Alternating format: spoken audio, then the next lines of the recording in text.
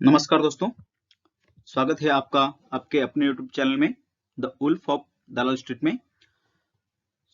ये video beginners के लिए बहुत इंपॉर्टेंट है क्योंकि आज हम जानेंगे कि शेयर बाजार एक्चुअल में होता क्या है। पहले हम जानेंगे कि बाजार क्या होता है। तो एक एग्जांपल मैं आपको देता हूँ, आप अगर उससे शेयर मार्केट को कोरिलेट करोगे तो आपको समझने में आसानी होगी। देखो, अब हम लोग कभी फ्लैट देखने जाते हैं, फ्लैट खरीदने जाते हैं। ओके, तो पहले हम लोग क्या करते हैं कि किसी ब्रोकर के पास चले जाते हैं या फिर किसी बिल्डर के पास चले जाते हैं, उससे फ्लैट खरीदते हैं, कुछ दिन अपने पास रखते हैं।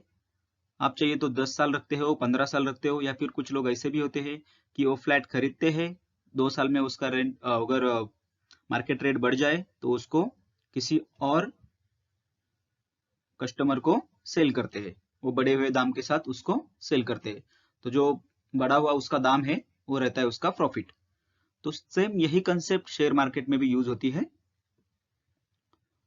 हम लोग मार्केट में जाते हैं, पब्लिक मार्केट में जाती है, वहां से किसी कंपनी का शेयर खरीदती है और उसको चाहिए तो अपने साथ रखती है, होल्ड करती है, 10 साल 15 साल लॉन्ग टर्म उसको होल्ड करती है, या फिर कुछ दिन रख के अगर कोई ज्यादा प्राइस में उसको आपसे ले रहा है तो हम लोग उसको उस आदमी को सेल कर देते हैं। So this is nothing but the share बाजार। यह है शेयर बाजार।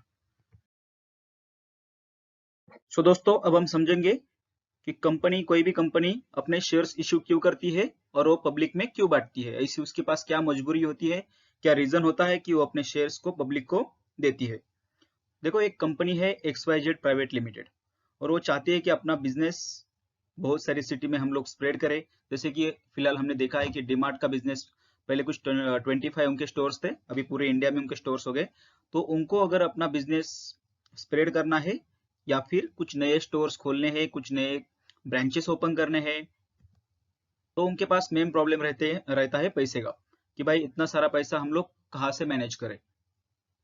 ओके, उनका बिजनेस तो चल रहा होता है लेकिन उनके पास इतनी जमा पूंजी होती नहीं है कि वो उससे अपना बिजनेस फास्टली ग्रो कर सके।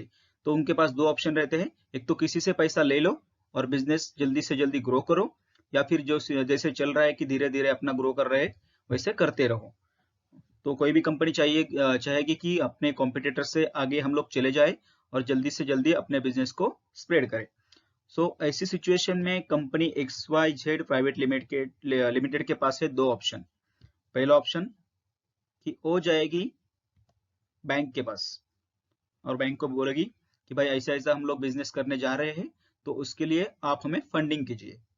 ओके, तो बैंक तो रेडी हो जाती है, उनका बैलेंस शीट वगैरह देख के, सब देख के बैंक रेडी हो जाती है कि चलो हम लोग आपको पैसा देंगे, लेकिन उसके बदले आपको देना होगा हमें हर साल 10% या 12% रेट ऑफ इंटरेस्ट। आप बिजनेस करो या आपकी कंपनी बंद करो या कुछ भी हो जाए, आपका बिजनेस चले ना चले, बहुत सारा चले, उससे हमें कोई मतलब नहीं है। जितना हमने आपको पैसा दिया है वो पैसे के साथ आपको हर साल हमें 10% या 12%, जो कोई रेट ऑफ इंटरेस्ट उन्होंने डिसाइड किया है, उसके ऊपर हमें पैसा चाहिए भाई। तो यहाँ पे दिक्कत क्या आती है कि जो XYZ प्राइवेट लिमिटेड कंपनी है, तो उनका रिस्क यहाँ पे बढ़ जाता है कि उनका बिजनेस चलेगा तो वो लोग बैंक को पैसा देंगे, दैट इज फाइन। बिजनेस 20% भी उनका एक साल में इंक्रीज हो गया तो उसमें से 10% तो उनको बैंक को ही देना है। ओके, उसके बाद में जो प्रिंसिपल अमाउंट है वो भी उनको बैंक को देनी है। दूसरी बात, तो रिस्क बढ़ जाता है। चलो किसी साल, जैसे कि इस साल कोरोना आ गया है, कंपनी बहुत सारी बंद है, लेकिन बैंक तो उनको कर्जा माफ करने वाली है नहीं, उनको तो उनका पैसा चाहिए। ऐसी सिचुएशन में XYZ प्राइवेट लिमिटेड सोचती है कि भाई क्यों ना हम कुछ और ऑप्शन ढूंढे जिससे हमें पैसा भी रेज हो और उसके बाद में रिस्क भी वहां पे कम हो। तो देखो, नॉर्मल आदमी हम लोग कोई भी बिजनेस करने जाते हैं, हमको पैसा चाहिए तो हम लोग क्या करते हैं, किसी फ्रेंड को बोलते हैं कि भाई तू भी मेरे बिजनेस में आ जा, तू भी इन्वेस्टमेंट कर, 50% तेरा 50% मेरा, या फिर 25% तेरा 75% मेरा, जो कुछ है, या फिर कुछ लोग साथ में आके ग्रुप में बिजनेस स्टार्ट करते हैं। तो वो जो नए आदमी को हम लोग ऐड करते हैं तो उसको देते हैं हम लोग शेयर्स। तो यहाँ पे कंपनी XYZ भी वही सोचेगी कि चलो बैंक से पैसा लेके बिजनेस बढ़ाने से अच्छा है कि अपने पार्टनर्स बढ़ाओ। ओके, तो पार्टनर्स बढ़ाने का तरीका उनके पास ये है मार्केट में, शेयर मार्केट में, कि शेयर्स इश्यू करो। तो शेयर्स नाम की एक कंसेप्ट रहती है। वो लोग क्या करते हैं, पहले पब्लिक के पास आते हैं, उनको अप्रोच करते हैं कि भाई आप लोग आओ, हमारी कंपनी में इन्वेस्ट करो, हम आपको शेयर्स देंगे, आप लोग हमको पैसा दे दो। तो उसके बाद में जो कुछ बिजनेस होगा, क्योंकि आप अभी हमारे पार्टनर बन जाओगे, उसके बाद में उसको कंपनी को पहले दिखाना पड़ता है पब्लिक को कि हम लोग क्या बिजनेस कर रहे हैं, कैसे हमारा प्रॉफिट हो रहा है। तो उनको अट्रैक्ट करना पड़ता है। उसके बाद में लोग उसमें इन्वेस्ट करते हैं। तो जो कुछ पैसा उनको कंपनी को मिलता है, कंपनी उनको डिस्ट्रीब्यूट करती है। डिस्ट्रीब्यूट करने के भी बहुत सारे तरीके हैं, जैसे कि डिविडेंड में डिस्ट्रीब्यूट करती है, शेयर्स को स्प्लिट करती है, बोनस शेयर्स देती है। वो आपको अगले वीडियोस में मैं आपको बताऊंगा। Fine, okay. तो जैसे कि आप यहाँ पे देख रहे हो, कुछ लोग हैं जो पैसा लेके यहाँ पे आ रहे हैं, जो दे रहे हैं XYZ प्राइवेट लिमिटेड को, और साथ में लेके जा रहे हैं इक्विटी शेयर्स। जितना पैसा आप उनको दोगे उतना इक्विटी शेयर्स, या फिर आप कह सकते हो कि शेयर्स कंपनी आपको दे देगी। तो आप बन गए उतने शेयर का, जितना शेयर हम लोगों ने खरीदा है, तो उसके हम लोग बन गए मालिक। So we are the partner with that company, हम लोग उसके पार्टनर हो गए अभी। तो कंपनी का जो कोई प्रॉफिट होगा, लॉस होगा, एज ए पार्टनर हम लोगों को बेयर करना पड़ेगा, या फिर पब्लिक को, जो कोई शेयर होल्डर है, उसको बेयर करना पड़ेगा।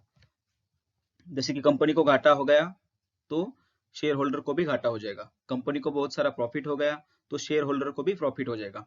दूसरी बात, तो यहाँ पे एक और है कि जैसे कि हम लोग कंपनी के ओनर बन गए हैं अभी, तो हम लोग कंपनी के जो कुछ बोर्ड्स ऑफ मीटिंग्स होती है, जो कुछ क्वार्टरली मीटिंग होती है, या फिर कोई नया डिसीजन लेना है, तो उसमें हमें वोटिंग करने का राइट मिलता है। उसके उसके भी कुछ क्या बोलते हैं उसको, उसकी कंडीशंस है। तो मैं आपको अगले वीडियोस में बताऊंगा कि कौन कौन वोट दे सकता है, कौन नहीं दे सकता है, कौन से शेयर होल्डर्स वोट दे सकते हैं, कौन से नहीं दे सकते हैं। वो आपको मैं अगले वीडियोस में बताऊंगा। सो फिलहाल के लिए आप इतना जान लीजिए कि हम लोग उसको पैसे, कंपनी को पैसे दे रहे हैं, कंपनी हमको शेयर्स दे रही है, कंपनी को जो कुछ हो रहा है प्रॉफिट, वो डिस्ट्रीब्यूट कर रहे हैं पब्लिक के बीच में। तो डिस्ट्रीब्यूट करने का उनका तरीका होता है कि डिविडेंड देते हैं। जैसे कि बहुत सारी कंपनीज है, वो जो कंपनीज है वो 8% या 10% का साल का डिविडेंड देती है। बहुत सारी कंपनीज है, या किसी साल लॉस भी होगा तो वो डिविडेंड नहीं देगी। या फिर दूसरी बात, तो वो लोग क्या करते हैं कि बोनस शेयर्स आपको इश्यू करते हैं। जैसे कि विप्रो बोनस शेयर्स के लिए फेमस है। वो एक शेयर के बदले आपको एक शेयर फ्री में दे देगी। तो ये कंपनी आपको उनकी तरफ से प्रॉफिट जैसे शेयर करती है। सो आपके माइंड में अभी सवाल होगा कि भाई शेयर की प्राइस कैसे बढ़ती है, तो वो क्या चीज होती है, उससे हमको कैसे प्रॉफिट होता है। तो वो सब के लिए मैं अगले 1-2 वीडियो उसके लिए मैं बनाने वाला हूँ। सो उसमें आपको सब वो चीजें क्लियर हो जाएगी कि प्राइस कैसे बढ़ती है, वो प्राइस बढ़ने से हमें कैसा प्रॉफिट होता है, वो सब उसमें मैं क्लियर करूंगा। सो अगला अपना वीडियो रहेगा IPO, that is initial public offer. तो initial public offer is the way, एक ऐसा वे है जिसके थ्रू कंपनी अपने शेयर्स मार्केट में ला सकती है। तो इसके लिए उनको भी कुछ गवर्नमेंट के रूल्स एंड रेगुलेशंस फॉलो करने होते हैं। तो वो क्या क्या होते हैं वो मैं आपको बताऊंगा। उसके बाद में हम लोग IPO कैसे ले सकते हैं, IPO के लिए अप्लाई कैसे कर सकते हैं, कौन सा IPO लेना चाहिए, IPO लॉन्च कैसे होता है, IPO मार्केट में ओपन कैसे होता है, या फिर IPO, ये इनिशियल पब्लिक ऑफर होता क्या है, इसका पूरा बेसिक से लेके पूरा डिटेल्स तक नेक्स्ट वीडियो में हम लोग कवर करने वाले हैं। सो बने रहिए अपने चैनल के साथ। Thank you. अगर वीडियो आपको अच्छी लगी तो लाइक कीजिए, अगर अच्छी नहीं लगी तो डिसलाइक कीजिए, और चैनल में बने रहने के लिए सब्सक्राइब कीजिए और बेल आइकन को प्रेस कीजिए। धन्यवाद।